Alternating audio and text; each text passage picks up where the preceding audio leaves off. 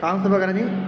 सबक 5 पढ़ रहा सूफी शाह इनायत शहीद रहमतुल्लाह अलैह जो मेलो सिंध सूफियन ऐं बुज़ुर्गन जी धरती आहे जन हमेशा प्यार मोहब्बत ऐं अमन जो सबक ॾिनो आहे उन्हनि बुज़ुर्गन जे प्यारे प्यार अमन भाईपी ऐं इत्तेहाद जी तालीम ऐं तरतीब जी तरबियत जी असर करे थी हुते जा माण्हू सदाईं प्यार ऐं अमन जा पैरोकार रहिया आहिनि। सिंध जो को बि अहिड़ो वाहण या वसंदी न आहे जिते अहिड़नि सूफ़ियनि ऐं बुज़ुर्गनि जी का मज़ार न हुजे। उन्हनि मज़ारनि ते हर साल मेला लॻंदा आहिनि ऐं लॻंदड़ मेला सिहरत ऐं तफ़रीह सां गॾोगॾु वाणिज्य वापार जो पिण हिकु आम वसीलो आहिनि। उन्हनि मेलनि में जिते बुज़ुर्गनि सां अक़ीदत जो इज़हार कयो वेंदो आहे उते लखें आयल अक़ीदतमंद ऐं ज़ियारतनि लाइ तफ़रीह जो बेइंतज़ाम कयो वेंदो आहे। ज़री नुमाइशूं अदबी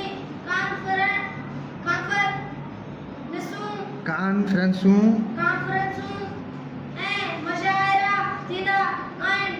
मुख़्तलिफ़ हुनरनि जा स्टॉल सर्कस झूला रांदीगनि मिठाइनि ऐं खाधे पीते जा दुकान बि लॻाया वेंदा आहिनि।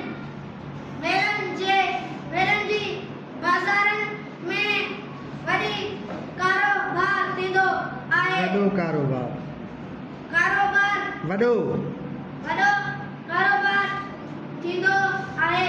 सभी दुकानदार जिते मुनाफ़ो कमाईंदा आहिनि उते माण्हुनि जी तफ़रीह ऐं विंदर जो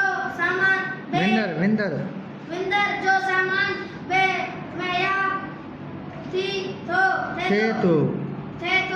सिंध में अहिड़ा केतिरा ई नंढा तोड़े वॾा मेला लॻंदा आहिनि। सूफी शाह इनायत शहीद रहमतुल्लाह अलैह जो मेलो उन्हनि मेलनि खां कुझु मुख़्तलिफ़ आहे।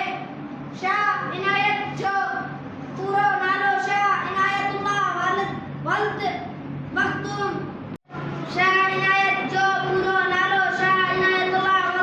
मख़दूम फज़लुल्लाह आहे। संदन वॾा बगदाद जा हुआ जितां लॾे उच्च शरीफ में रहिया। उन खां पोइ सिंध जे ॻोठ नसरिया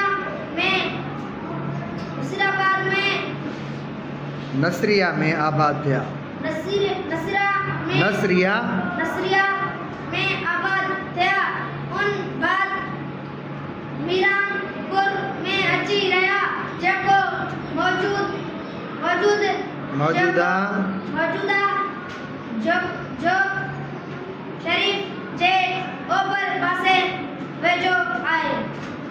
सबक खे भेरा न ॾींदो हिते अची सिर्फ़ु ॿुधाईंदो बस।